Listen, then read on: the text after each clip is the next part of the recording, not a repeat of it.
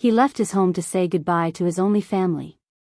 When he finally came back, the land he had owned his entire life no longer belonged to him. The law said he was right.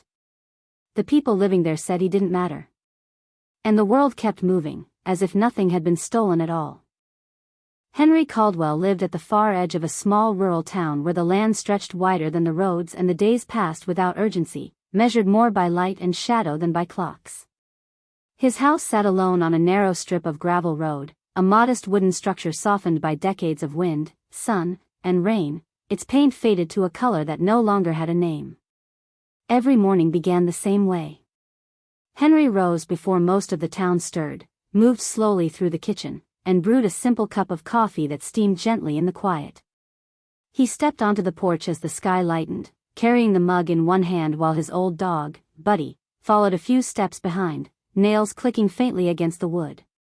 The garden lay beside the house, small but carefully tended, rows of vegetables growing in soil Henry had turned with his own hands for many years. He watered the plants without hurry, lifting the hose with practiced ease, letting the water soak deep rather than rush across the surface, while Buddy settled onto the cool ground nearby, lowering himself with effort and watching in silence. Buddy was old now, his movements slow and deliberate, his body thinner than it once had been, but his presence remained steady, as if time had learned to move more gently around him. Henry spoke little during these moments, not out of loneliness but because words felt unnecessary. The rhythm of routine said enough. By afternoon, when the sun drifted lower and the air grew warm and still, Henry crossed the yard to the chicken coop, scattering feed as the birds gathered around him in familiar patterns, their quiet clucking filling the space where conversation never lived. Buddy followed at a distance, stopping often, resting more than walking, yet never losing sight of Henry for long. In the evenings, Henry returned to the porch, easing himself into the old chair that had been repaired more times than he could remember, and watched the sun settle behind the fields as the sky turned gold, then orange, then a muted blue. Buddy lay at his feet, breathing slowly, his head resting on the worn boards as if the porch itself belonged to him. From the road, passers-by might have seen nothing more than an old man and his dog sharing another quiet evening, an image too ordinary to deserve attention. But for Henry, this was the shape of his world. The house had once held more life than it did now. There had been laughter in the kitchen, another voice calling from the bedroom, another set of footsteps moving through the halls. Those sounds were gone, but they had not left emptiness behind. Time had taught Henry how to live with memory without being trapped inside it, and Buddy had helped more than anyone ever could. The dog had been there through long winters and harder summers, through grief that arrived quietly and stayed longer than expected. He had grown old alongside Henry, sharing the slow wearing down of bodies and the deepening of patience that comes when life narrows its focus. Buddy slept more now, often drifting into rest wherever he happened to be, but when Henry stood, Buddy's eyes opened, cloudy yet attentive, tracking each movement as if it were still his responsibility to watch over the man.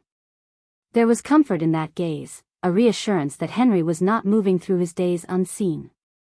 Nights were calm. Henry prepared simple meals, sometimes more than he needed out of habit, and ate at the small kitchen table as the radio played softly in the background, old songs that spoke of roads, loss, and quiet endurance. Buddy lay nearby, rising only to change position, his breathing a steady presence in the room.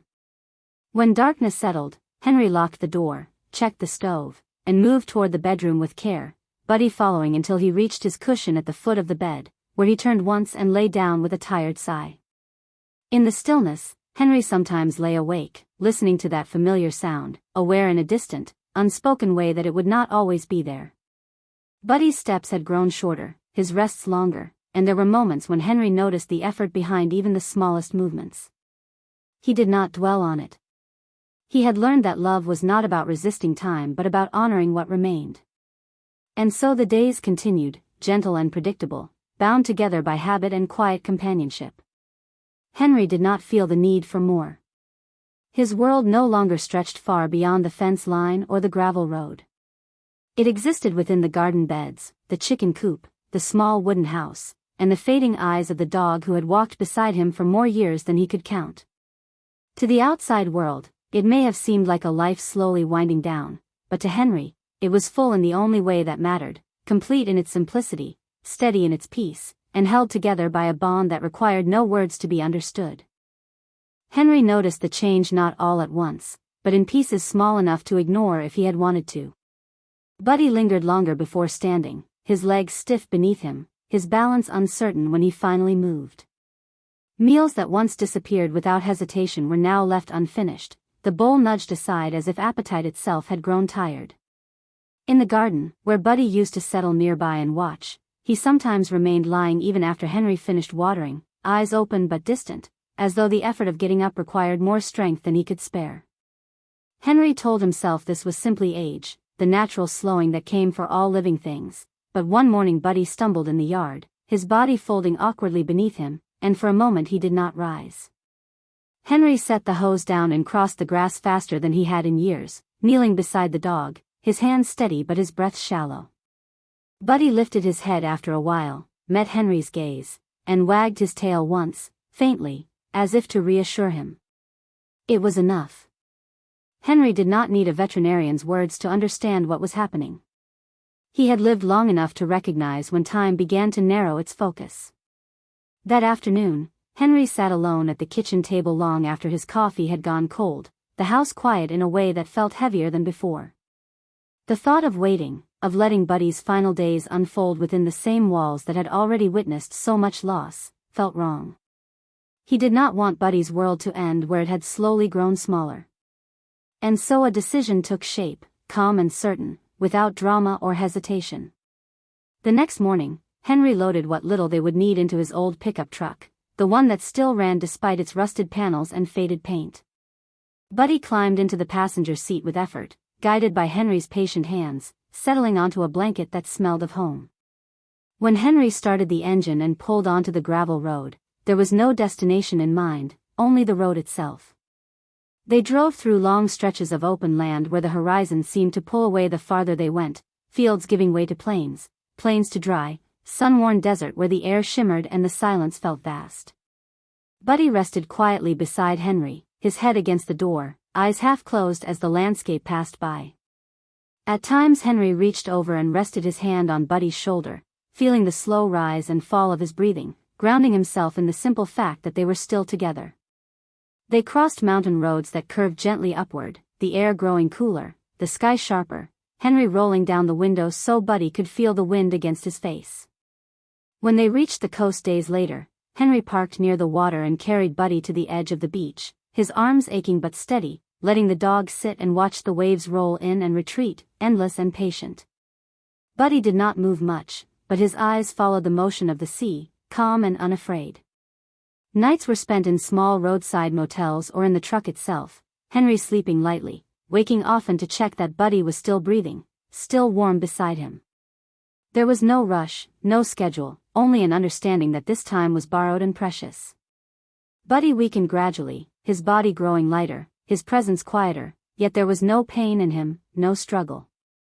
One evening, parked near a wide river where the water moved steadily under a fading sky, Buddy's breathing slowed until it became something Henry had to listen for. Henry sat with him, his hand resting gently along Buddy's neck, feeling each breath as it came, until finally it did not come again. There was no sound, no suddenness, only a soft stillness, as if Buddy had simply decided it was time to rest. Henry stayed where he was long after, the river moving beside him, the world continuing without pause. He arranged for Buddy to be cremated in a small town nearby, watching as the final practical steps were taken with a quiet dignity that felt appropriate. When Henry stood at the river the next morning, holding the small container of ash, he felt no need for words. He scattered Buddy's remains into the moving water, watching as they disappeared into the current, carried outward toward places he and Buddy would never see. It felt right that Buddy should become part of something wide and ongoing, no longer bound by the limits of an aging body. Henry remained there for a long while, listening to the water, letting the weight of what had been lost and what had been shared settle fully within him. When he returned to the truck and began driving again, the passenger seat was empty, but the journey was not over. The road stretched ahead as it always had, indifferent and open, and Henry followed it, carrying with him the quiet certainty that Buddy had seen the world, had known love, and had left it without fear. After Buddy was gone, Henry did not turn the truck toward home. The road did not ask him to choose, and he found comfort in that. He drove without urgency, letting highways and smaller roads decide his direction, stopping only when his body or the fading light told him it was time. Nights were spent in the cab of the truck or in modest motels where the rooms all felt the same, clean enough, quiet enough, forgettable in a way that made them easy to leave behind. In the beginning, Henry reached for Buddy out of habit, his hand drifting toward the empty passenger seat before he realized there was nothing there. The absence was louder than any sound Buddy had ever made. Mornings arrived without the soft weight beside him, without the slow breathing that once anchored his sense of time.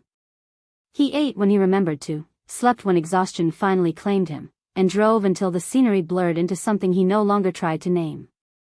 Towns came and went, each with its gas stations, diners, and weathered storefronts, places where people lived entire lives that never touched his. He would sit quietly in a booth, nursing a cup of coffee, watching strangers talk and laugh, feeling like someone observing the world from the outside. Without Buddy, the vastness of the country revealed itself in a way Henry had never noticed before.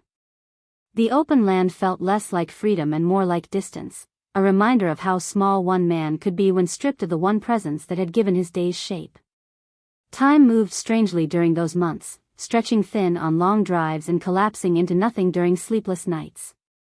Henry began to mark it not by dates but by seasons, by the shift of heat to cold and back again, by the changing color of trees he passed and never stopped to admire.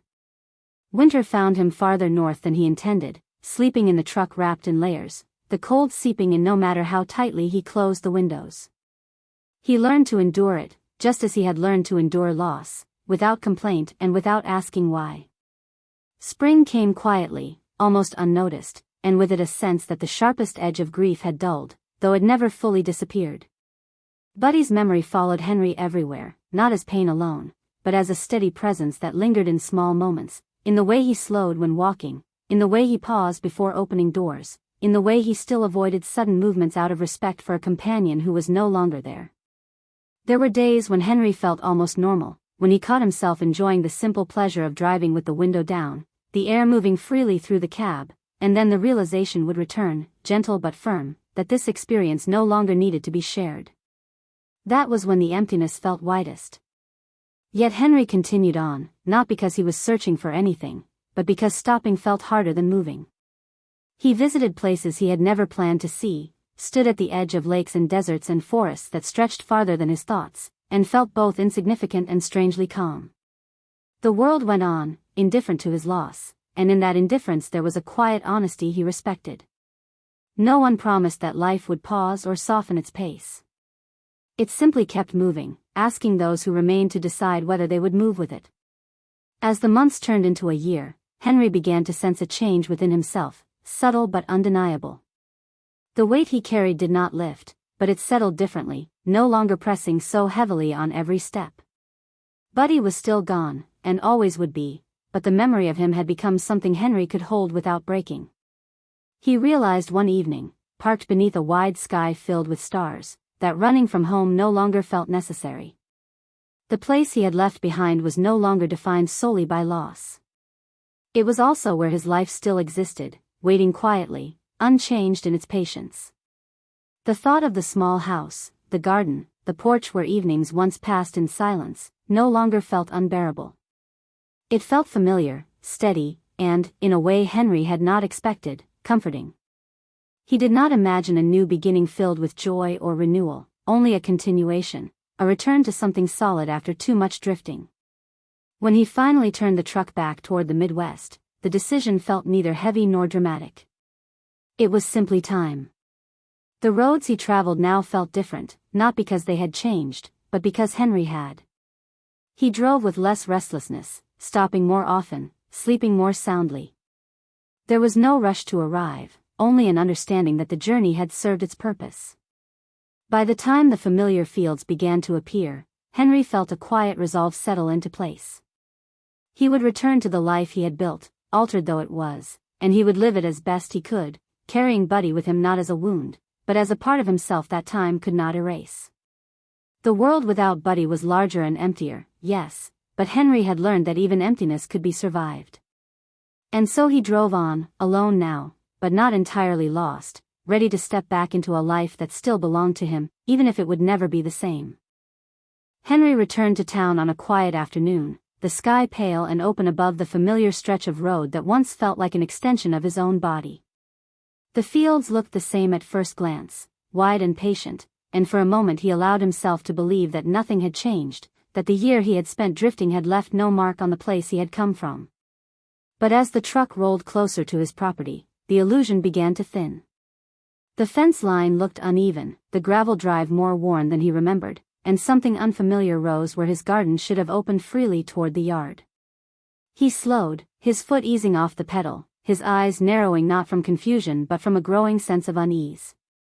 When he stopped the truck and stepped out, the ground beneath his boots felt both known and strangely foreign.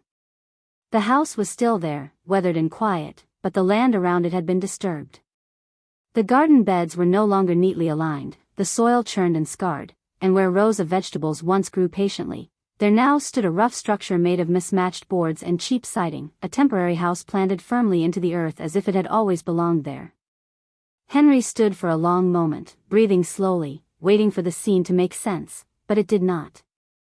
The wind moved through the grass, the same as it always had, yet the rhythm of the place had been broken.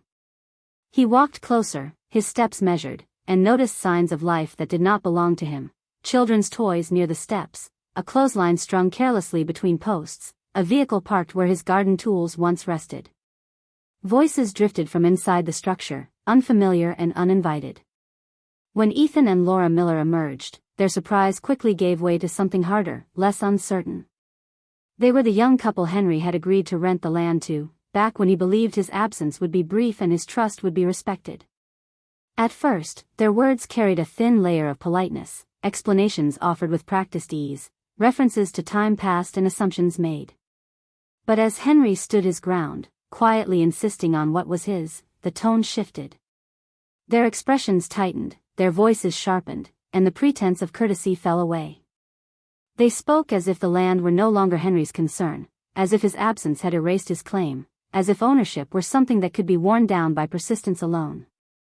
Henry felt a heat rise in his chest, not explosive, but heavy, pressing against the calm he had learned to protect. He answered them with restraint, pointing out the agreement, the understanding they had once shared, but the words seemed to slide past them without effect. The argument drew attention. Neighbors paused at the edges of their properties, standing with arms crossed or hands in pockets, watching from a distance. Their faces reflected discomfort, sympathy, even anger, but no one stepped forward. This was not their fight, not their place to interfere. Henry noticed this without bitterness, understanding it as another quiet truth of the town he had always known. People here observed more than they acted. As the exchange dragged on, the sense of belonging Henry had carried with him through every mile of his wandering began to fracture. The land beneath his feet no longer felt secure. The house behind him, once a refuge, now seemed small and exposed. Ethan and Laura spoke with increasing confidence, their words circling around the idea that time had changed things, that Henry had waited too long, that this was simply how things were now. The audacity of it settled over him slowly, not as shock but as a deep, weary realization.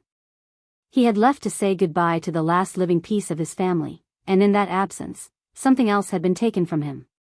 When the confrontation finally ended, unresolved and raw, Henry turned back toward his house, the weight of the encounter pressing down on his shoulders. He sat alone inside, the silence thicker than it had ever been, and looked around at the familiar walls that suddenly felt less protective. The chair where he once sat with Buddy now faced a view that no longer belonged solely to him. The garden that had given his day's structure and purpose had been reduced to contested ground. Outside, the makeshift house stood firm, its presence a constant reminder that his return had not restored order, but exposed a fracture he had not known existed. That night, Henry did not sleep well. The sounds from next door carried through the darkness, ordinary sounds of another family living their lives, yet each one landed like an intrusion. He lay awake, staring at the ceiling, feeling like a stranger in the only place that had ever truly been his. The next morning brought no clarity, only the slow confirmation that what had been lost could not be reclaimed by simply coming home.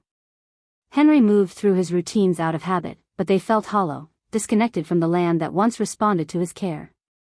As days passed, the presence of the Millers grew more entrenched, their movements confident, their disregard unmistakable. The neighbors continued to watch, murmuring quietly among themselves, offering sympathetic looks but no solutions. Henry felt himself retreat inward, the quiet strength that had carried him through grief now strained by a different kind of loss, one that cut at his sense of place and identity. He had returned believing he could begin again, that time had softened the world enough to make room for him. Instead, he found himself displaced without leaving, standing on his own land and feeling like an unwelcome guest.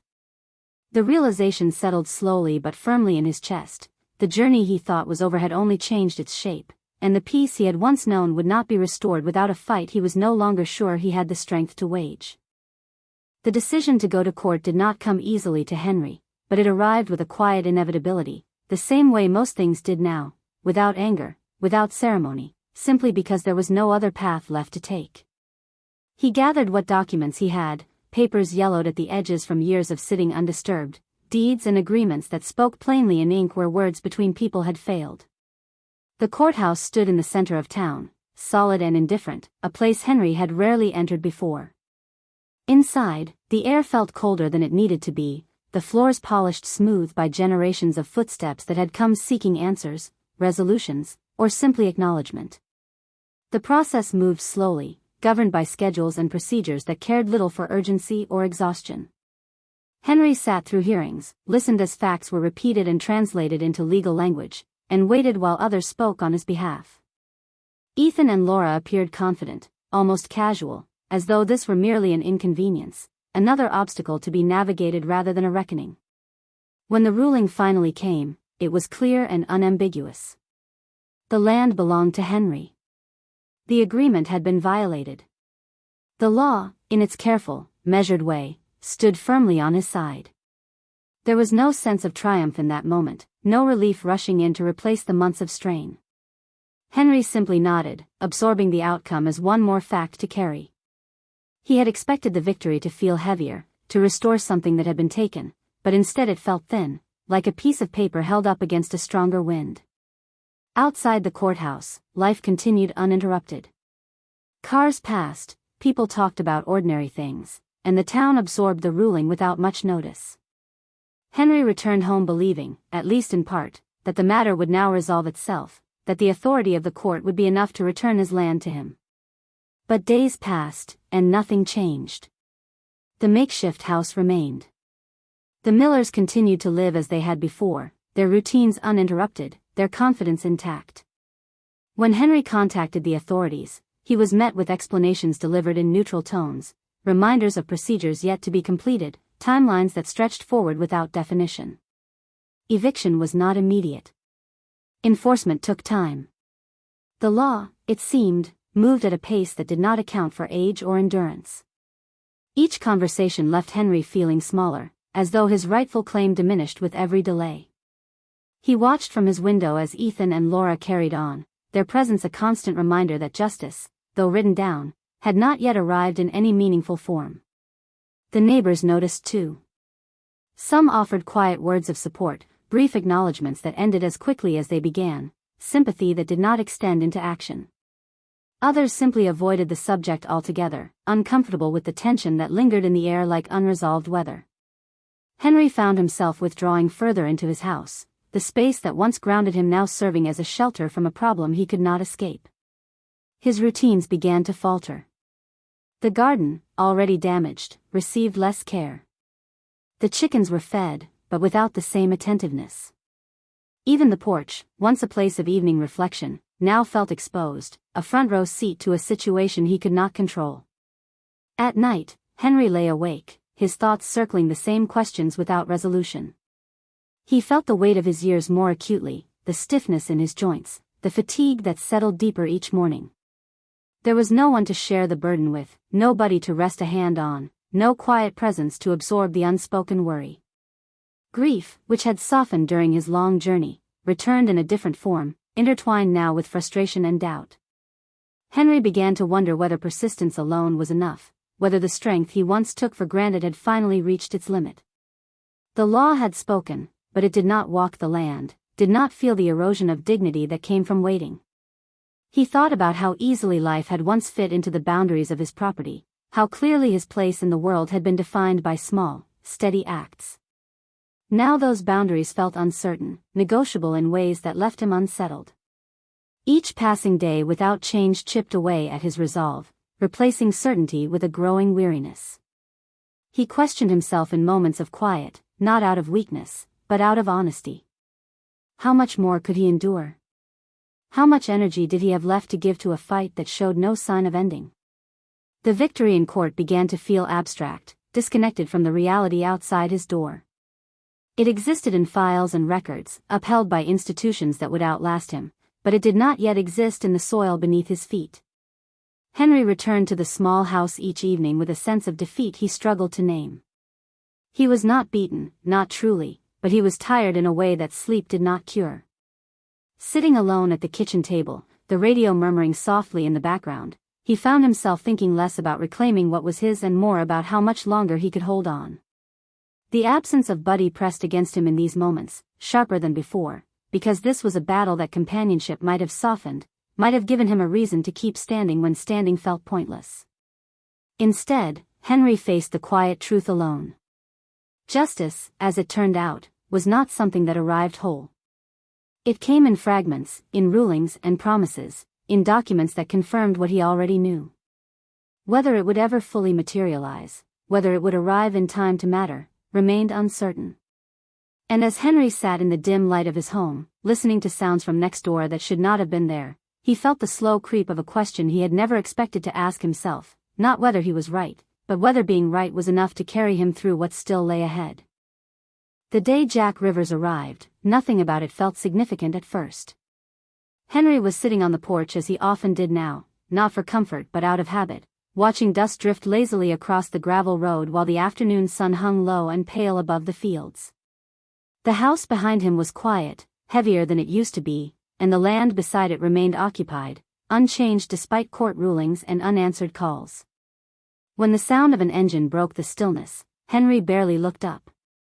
Motorcycles passed through town from time to time, usually without stopping, their riders lingering only long enough to refuel before moving on. But this one slowed as it approached the property, the engine settling into a low, controlled idle before cutting out entirely. Henry glanced over then and saw a man dismount, tall and broad-shouldered, his leather jacket worn thin in places, his arms marked with ink that told stories Henry had no interest in guessing. Jack removed his helmet and looked around, not with curiosity but with assessment, as if he were taking the measure of a place rather than admiring it. He asked about renting the house, his voice calm, direct, without the politeness that often disguised impatience. Henry shook his head and gave a simple refusal. There was no room in his life for new arrangements, no energy left for explanations. Jack accepted the answer without argument, but he did not leave right away. He lingered near the edge of the porch, his gaze returning to Henry with a focus that felt less intrusive than attentive. There was something in the way the man stood, relaxed yet alert, that suggested he was used to waiting, used to listening. Henry noticed the pause and, without fully understanding why, found himself filling the silence. He spoke slowly, not defensively, simply stating what had happened, how the land had been taken, how the law had ruled in his favor, and how nothing had changed. He did not dramatize the story, did not dwell on his own hardship. He mentioned Buddy only once, briefly, as though speaking the name too often might reopen something he had just begun to manage. Jack listened without interruption, his expression steady, his eyes narrowing slightly not in judgment but concentration. When Henry finished, the quiet returned, thicker than before, settling between them like a held breath. Jack nodded once, thanked Henry for his time, and left without offering advice or sympathy.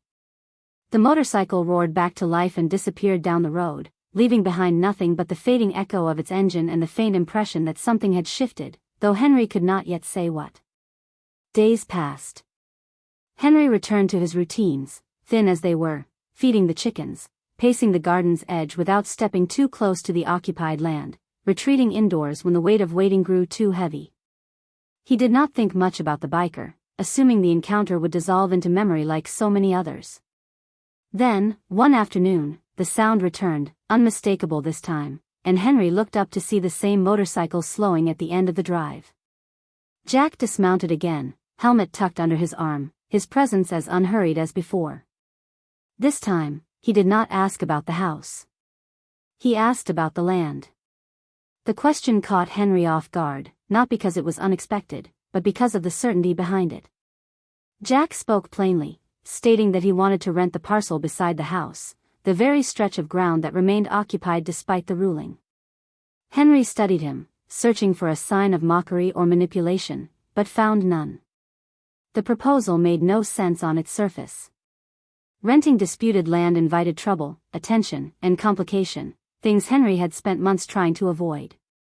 Yet something in Jack's demeanor suggested that he was not concerned with comfort or convenience. He was concerned with principle. Henry hesitated, feeling the familiar pull of caution, the instinct to withdraw rather than engage. Age had taught him the cost of trusting too easily. But it had also taught him to recognize sincerity when it appeared without flourish. Jack did not rush him. He did not fill the silence with persuasion. He simply waited, confident that the choice would be made honestly or not at all. In that moment, Henry felt a quiet stirring beneath his exhaustion, not hope exactly, but the faint return of agency.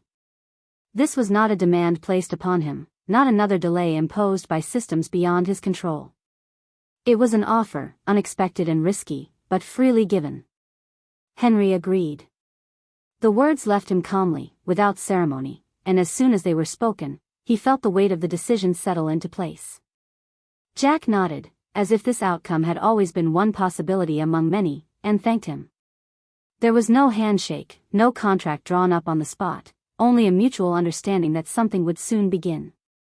As Jack rode away for the second time, Henry remained on the porch longer than usual, watching the road long after the motorcycle vanished from sight. The land beside him was still occupied, the injustice unresolved, but for the first time since returning home, Henry did not feel entirely alone in it. He did not yet know what Jack intended to do, how this arrangement would unfold, or whether it would change anything at all. What he knew was simpler and, in its own way, more important. Someone had seen him. Someone had listened without pity or condescension. In a world where the law moved slowly and neighbors kept their distance, a stranger on a motorcycle had chosen not to look away. And as evening settled across the fields, Henry felt a subtle shift within himself, a loosening of the doubt that had tightened around his chest for so long. The battle was not over, and the outcome remained uncertain, but the silence that had surrounded him now carried a different quality, less oppressive, more watchful, as though the land itself were holding its breath, waiting to see what would come next. Jack returned less than a week later, not with noise or confrontation, but with lumber stacked neatly in the back of a truck and a quiet determination that required no announcement. He worked methodically, measuring the land, setting posts, and raising a small wooden cabin at the edge of the disputed property, close enough to be unmistakably present yet careful to remain within every legal boundary.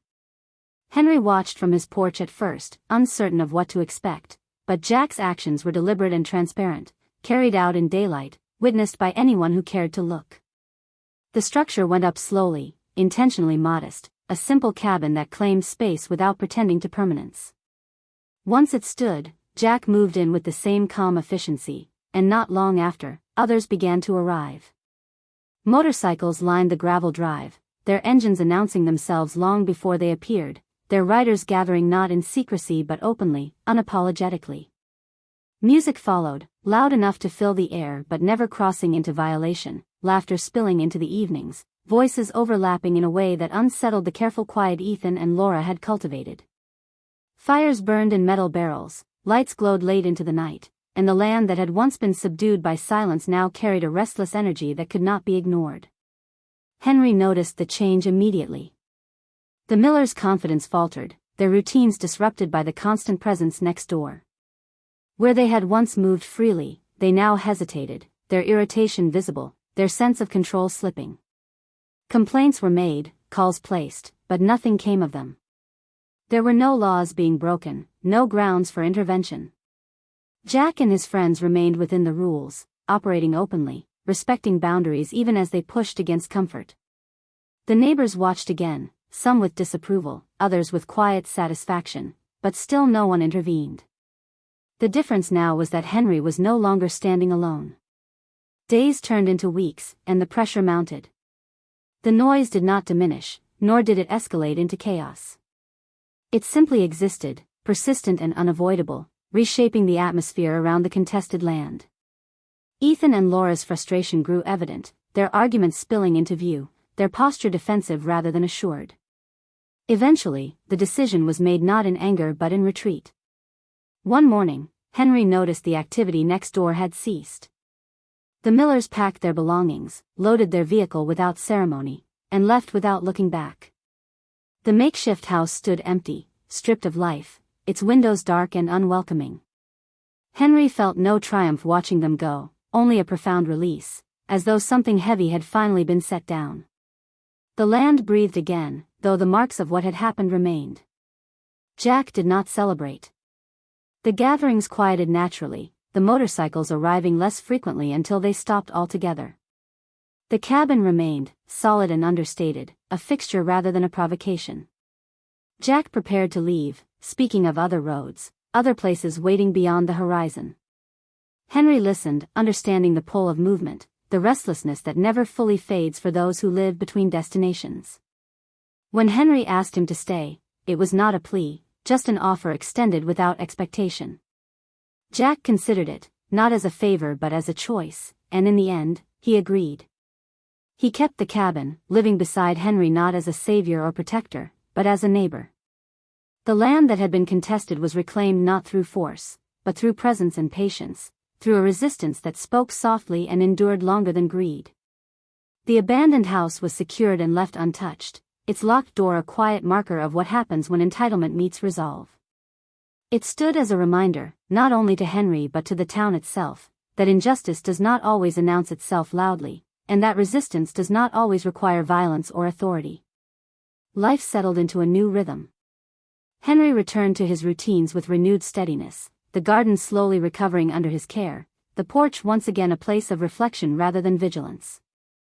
Jack moved in and out of the space with ease, respecting the quiet while never disappearing into it. They shared few words, finding no need to fill the air with explanations. Their understanding was built on action rather than promise, on the simple recognition of one another's presence. As seasons shifted and the land healed, the story lingered without a definitive ending. The house that had been taken remained empty, the injustice resolved but not erased. And beyond the fence line, beyond the small town that watched and waited, there were others like Henry, aging quietly, carrying losses no one else saw, standing on ground that could be taken if no one chose to stand beside them. Whether they would meet a Jack Rivers, whether someone would notice and refuse to look away, remained an open question, one the land itself seemed to ask as the wind moved through the fields, indifferent yet attentive, reminding anyone willing to listen that justice, when it arrives at all, often comes not with noise, but with persistence, and with people who decide that silence is no longer an option.